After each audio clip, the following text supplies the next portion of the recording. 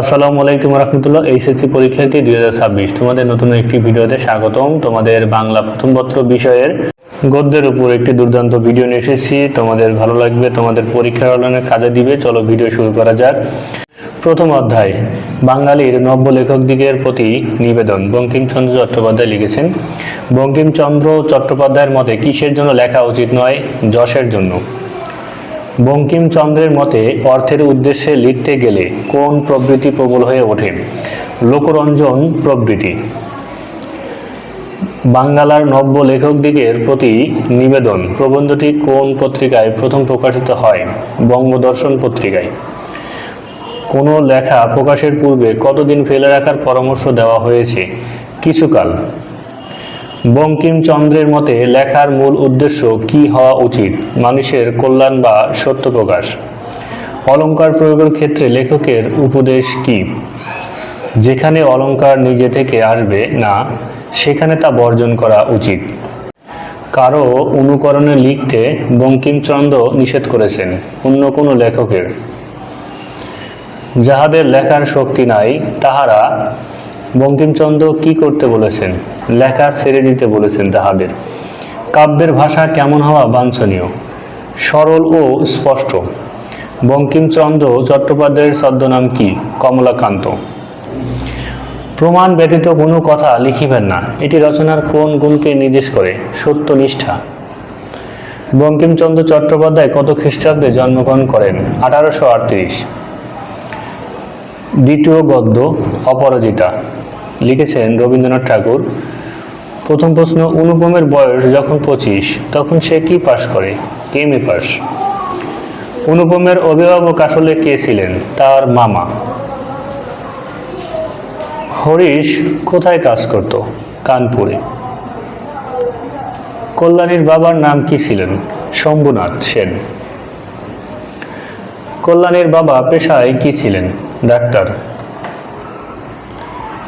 অনুপমের মামা বিয়ের যৌতুক হিসেবে কিসের উপর সবচেয়ে বেশি জোর দিয়েছিলেন? সোনা গহনা। শম্ভুনাথ বাবু কেন বিয়ে ভেঙে দিয়েছিলেন? মামা শেকিল শেখরার খাঁটিত্ব পরীক্ষায় করায় অপমানিত বোধ করেন। স্টেশনে কল্যাণী কোন শ্রেণীর টিকিট কেটেছিল? ইন্টারমিডিয়েট শ্রেণী। ট্রেনে কল্যাণী ছোট মেয়েদের কি শেখাচ্ছিল? পড়া। কল্যাণী বর্তমানে কি ব্রত গ্রহণ করেছে? দেশ সেবা ও মেয়েদের শিক্ষা ব্রত। অপরাজিতা গল্পে অনুপম নিজেকে কার সাথে তুলনা করেছে? শিমুল ফুল ও মাকাল ফলের সাথে। গাছ হইতে ফলটি যেমন খসিয়া পড়ে, এটি কার মৃত্যুর ইঙ্গিত দেয়? অনুপমের বাবার। অধ্যায় 3, সাহিত্য খেলা লিখেছেন প্রমোদ চৌধুরী। প্রমোদ চৌধুরীর মতে সাহিত্যের প্রধান উদ্দেশ্য কি? আনন্দ দেওয়া বা খেলা করা। প্রমোদ চৌধুরী কোন ছদ্মনামে লিখতেন? বীরবল। লেখক মানুষের মনকে কয়টি ভাগে ভাগ করেছেন? 2টি, চেতন ও অবচেতন। সাহিত্য খেলা প্রবন্ধ খেলা বলতে লেখক কি বুঝিয়েছে? মনের নিষ্কাম ও স্বতঃস্ফূর্ত আনন্দ প্রকাশ। বিজ্ঞান ও দর্শনের সাথে সাহিত্যের মূল তফাৎ কোথায়? বিজ্ঞান ও দর্শন প্রয়োজনের, সাহিত্য আনন্দের। সবুজপত্র পত্রিকা কত সালে প্রকাশিত হয়? 1914। প্রমোদ চৌধুরীর কোন গদ্যরীতির প্রবর্তক? চলিত বা চলিত মান উপভাষা। সাহিত্যের আনন্দকে কিসের সাথে তুলনা করা হয়েছে? মুক্ত বাতাসের সঙ্গে। যে জাতির মনের খেলা নাই সে জাতি শূন্যস্থানে কি হবে? বাঁচতে পারে না বা মৃত। প্রমোদ চৌধুরীর পৈতৃক নিবাস কোথায় ছিল? পাবনার হরিপুরে। মানুষের সৃজনশীলতার শ্রেষ্ঠ প্রকাশ ঘটে শিল্প ও সাহিত্যে। সাহিত্য খেলা প্রবন্ধটি কোন ধরনের রচনার অন্তর্ভুক্ত? মননশীল সাহিত্য সমালোচনা। অধ্যায় 4, বিলাসী লিখেছেন শরৎচন্দ্র চট্টোপাধ্যায়। বিলাসী গল্পের কথক বা মূল বর্ণনাকারীর নাম কি? ন্যাড়া। মৃত্যুঞ্জয় কোন বংশের ছেলে ছিল? ব্রাহ্মণ। মৃত্যুঞ্জয়ের বাগানের আয়তন কত ছিল? 20 বিঘা। বিলাসী পেশায় কার মেয়ে ছিলেন? সাপুরের। মৃত্যুঞ্জয়কে যখন কঠিন রোগে ধরেছিল তখন কে তার সেবা করেছিল? বিলাসী। মৃত্যুঞ্জয়ের খুড়ো কেন মৃত্যুঞ্জয়কে গ্রাম ছাড়া করতে চেয়েছিল? সম্পত্তির লোভের কারণে। সাপুড়ে সেজে গ্রামে যাওয়ার পর মৃত্যুঞ্জয়কে কোন সাপ কামড়েছিল? কেউটে। মৃত্যুঞ্জয়ের মৃত্যুর পর বিলাসী কিভাবে প্রাণত্যাগ করে? বিষ খেয়ে বা আত্মহত্যা করে। ন্যাড়া কত মাইল হেঁটে স্কুলে যেত? 4 মাইল। শরৎচন্দ্র চট্টোপাধ্যায়কে কোন উপাধিতে ভূষিত করা হয়? কথা শিল্পী বা কথা সাহিত্যিক। বিলাসী গল্পে কোন কুসংস্কারের বিরুদ্ধে তীব্র কটাক্ষ করা হয়েছে? জাত প্রথা ও অনুদার সমাজ ব্যবস্থা। মৃত্যুঞ্জয়ের ওঝাগিরি শেখার প্রধান উদ্দেশ্য কী ছিল? বিলাসীকে খুশি করা ও সাপুড়ে জীবন যাপন করা। অধ্যায় 5 অর্ধাঙ্গী। রোকেয়া সাখাওয়াত লিখেছেন, বেগম রোকেয়া সাখাওয়াত হোসেনের মতে পুরুষ ও নারী একটি গাড়ির কিসের সমতুল্য? 2টি চাকা। অর্ধাঙ্গী প্রবন্ধে লেখিকা সমাজকে কিসের সাথে তুলনা করেছেন? মানবদেহের। নারীদের পেছনে রেখে কার উন্নতি সম্ভব নয় বলে লেখিকা মনে করেন?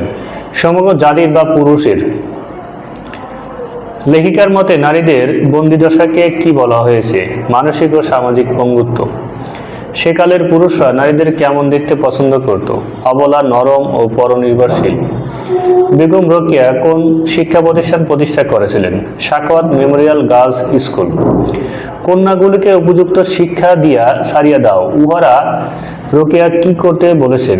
নিজের অন্ন নিজে উপার্জন করিবে। অর্ধাঙ্গী প্রবন্ধটি বেগম রোকেয়ার কোন গ্রন্থ থেকে নেওয়া হয়েছে? মতিচুর। পুরুষরা নারীদের কি বলে সম্বোধন করে কিন্তু বাস্তবে অধিকার দেয় না? অর্ধাঙ্গী বা সহধর্মিণী।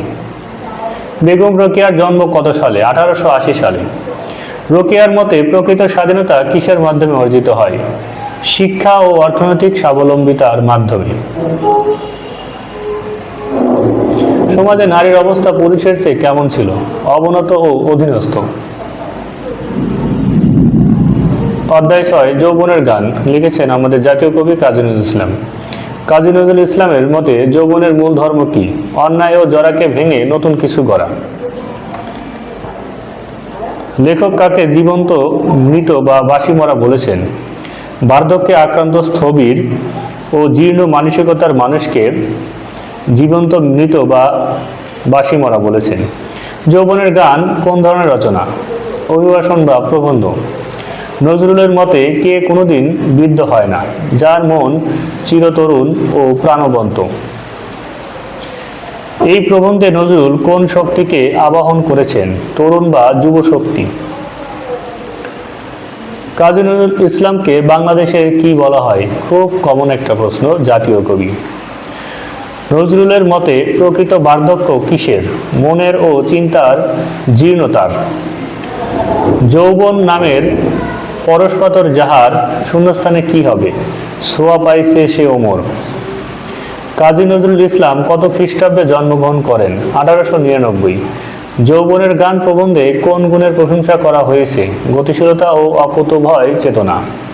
নজরুল কাকে বন্দনা করেছেন? যারা বিপদের মাঝে ঝাঁপিয়ে পড়ে।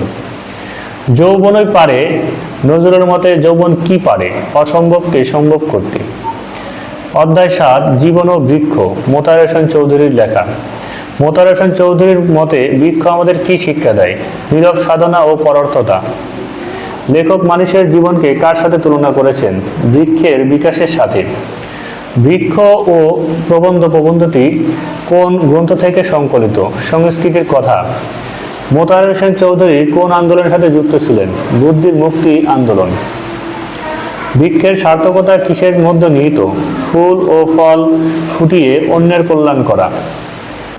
লেখকের মতে তথাকথিত শিক্ষিত কিন্তু অনুভূতিহীন মানুষকে কি বলা যায়? জ্যান্ত মরা বা সংস্কৃতিহীন। নদী কার প্রতীক বলে প্রবন্ধে ইঙ্গিত আছে? গতির বা ভোগের। মানুষের আসল সাধনা কি হওয়া উচিত? আত্মিক বিকাশ ও মনুষ্যত্ব অর্জন। বৃক্ষ যেমন নীরবে ফুটিয়া ওঠে তেমনি মানুষের কোন গুণটি বিকশিত হওয়া দরকার? সংস্কৃতি ও প্রেম। বুদ্ধির মুক্তি আন্দোলনের মুখপত্র পত্রিকাটির নাম কি ছিল? শিখা।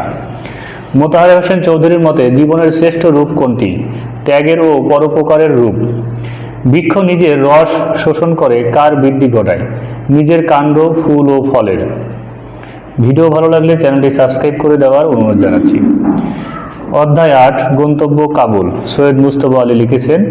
গন্তব্য কাবুল ভ্রমণ কাহিনীটির রচয়িতা কে? সৈয়দ মুজতবা আলী। লেখক পেশাগত কারণে কোন দেশে যাচ্ছিলেন? আফগানিস্তান। আফগানিস্তানের রাজধানী কাবুলে লেখক কী হিসেবে যোগ দিতে যাচ্ছিলেন?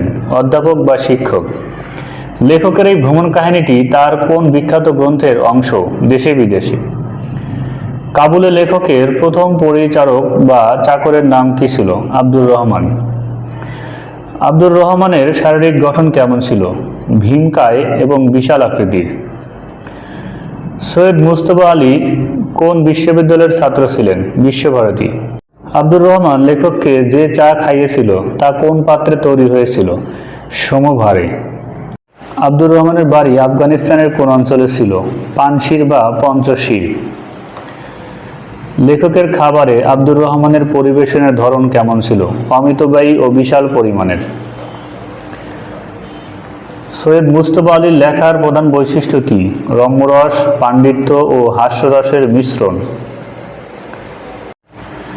আব্দুর রহমানের আফগান আতিথ্যতায় কি প্রকাশ পেয়েছে? সরলতা, বিশ্বস্ততা ও গভীর ভালোবাসা। মাসি পিসি লিখেছেন মানিক বন্দ্যোপাধ্যায়। মাসি পিসি গল্পের মূল চরিত্রের নাম কি? আল্লাদি। আল্লাদির স্বামীর নাম কি ছিল? যোগু। মাসি ও পিসি জীবিকা নির্বাহের জন্য কি করত? নৌকায় করে তরকারি বা শালপাতা কেনাবেচা করত। যোগু কেন আল্লাদিকে নিজের বাড়ি ফিরে নিতে চেয়েছিল? আল্লাদির বাপের বাড়ির সম্পত্তি গ্রাস করতে ও অত্যাচারের জন্য। আল্লাদির শ্বশুরবাড়ির লোকেরা তার উপর কেমন আচরণ করেছিল? নির্যাতন ও গরম সেকা দিয়েছিল। গল্পে কানাই চৌকিদার কাকে সাথে নিয়ে আল্লাদিকে নিতে এসেছিল? যোগুর পিয়াদা ও গুন্ডাদের।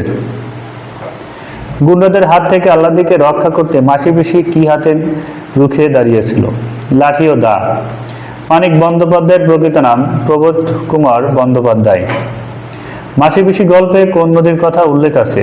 রূপনারায়ণ বা খাল নদী। মাসি পিসির চরিত্র দুটি কিসের প্রতীক? নারী জাগরণ ও দৃঢ় একতাবদ্ধ প্রতিবাদের।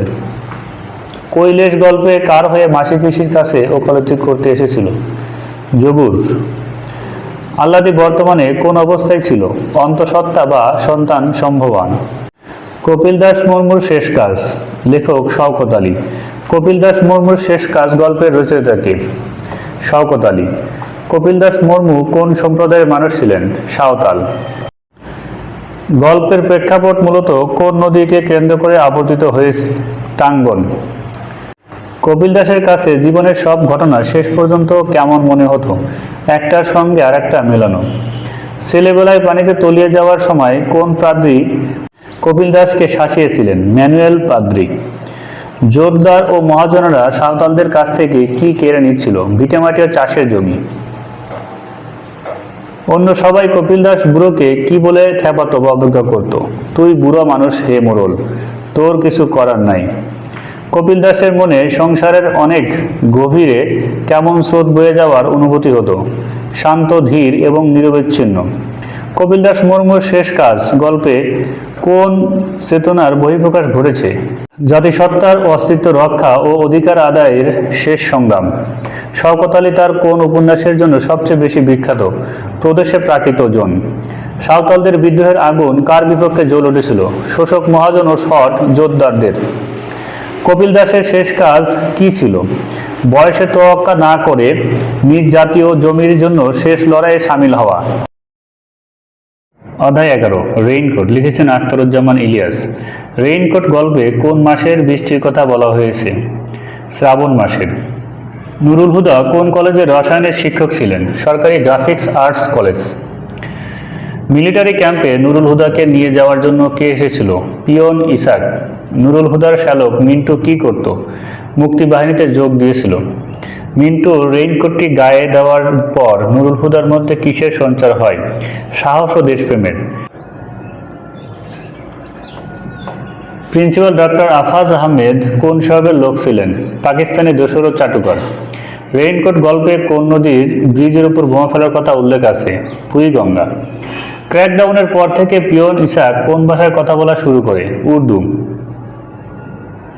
পাকিস্তানি মিলিটারিরা কলেজের কোন ঘরটিকে আলমারি রাখার জন্য বরাদ্দ করেছিল? শিক্ষকদের কমন রুম। নুরুল হুদার সাথে আর কোন শিক্ষককে পাকিস্তানি মিলিটারিরা ধরে নিয়ে গিয়েছিল? আব্দুস সাত্তার মৃধাকে। মিলিটারিদের অমানসিক নির্যাতনের মুখেও নুরুল হুদার মনে কি অনুভূতি কাজ করছিল? এক অদ্ভুত উষ্ণতা ও গর্ব। রেইনকোট গল্পটি মূলত কোন পটভূমিতে রচিত? 1971 সালের মুক্তিযুদ্ধ। ভিডিও ভালো লাগলে চ্যানেলটি সাবস্ক্রাইব করে দেওয়ার অনুরোধ জানাচ্ছি। লাস্ট অধ্যায় 12 নেকলেস। মাতিলদা লয়সেল দেখতে কেমন ছিলেন? রূপবতী ও আকর্ষণীয়। মাতিলদার স্বামী কোন মন্ত্রণালয়ের সাধারণ কেরানি ছিলেন? শিক্ষা মন্ত্রণালয়। বল নাচের পার্টিতে যাওয়ার জন্য মাতিলদা তার স্বামীর কাছ থেকে জামা কেনার জন্য কত ফ্রাঙ্ক নিয়েছিলেন? 400 ফ্রাঙ্ক। পোশাকের সাথে মানানসই গহনার জন্য মাতিলদা কার কাছে গিয়েছিলেন? মাদাম ফরিস্টিয়ার। মাদাম ফরিস্টিয়ারের গহনার বাক্স থেকে মাতিলদা কোন গহনাটি বেছে নিয়েছিলেন? একটি হীরার নেকলেস। বল নাচে মাতিলদার উপস্থিতি কেমন ছিল? ছিলেন পার্টির সবচেয়ে আকর্ষণীয় সফল নারী। বাড়ি ফেরার পর মাতিলদা কখন আবিষ্কার করেন যে নেকলেসটি হারিয়ে গেছে? আয়নার সামনে দাঁড়িয়ে নিজেকে শেষবার দেখার সময়। হারানো হীরার নেকলেসটি হুবহু প্রতিস্থাপন করতে লয়সেল দম্পতির কত ফ্রাঙ্ক খরচ হয়েছিল? 36,000 ফ্রাঙ্ক। নেকলেসের ঋণ পরিশোধ করতে লয়সেল দম্পতিকে কত বছর কঠোর পরিশ্রম করতে হয়েছিল? 10 বছর। 10 বছর পর মাদাম ফরিস্টিয়ারের সাথে মাতিলদার কোথায় দেখা হয়েছিল? সামস অ্যালিসিসে। গল্প শেষে মাদাম ফরিস্টিয়ারের আসল নেকলেসটির দাম সর্বোচ্চ কত ছিল বলে জানা যায়? 500 ফ্রাঙ্ক। নেকলেস গল্পের মূল শিক্ষা বা অন্তর্নিহিত ভাব কি? অতিরিক্ত লোভ ও মিথ্যা অহংকার মানুষের জীবন ধ্বংস করে দেয়। ভিডিওটি ভালো লাগলে চ্যানেলটি সাবস্ক্রাইব করে দেওয়ার অনুরোধ জানাচ্ছি। সবার জন্য শুভকামনা রইল। আল্লাহ হাফেজ।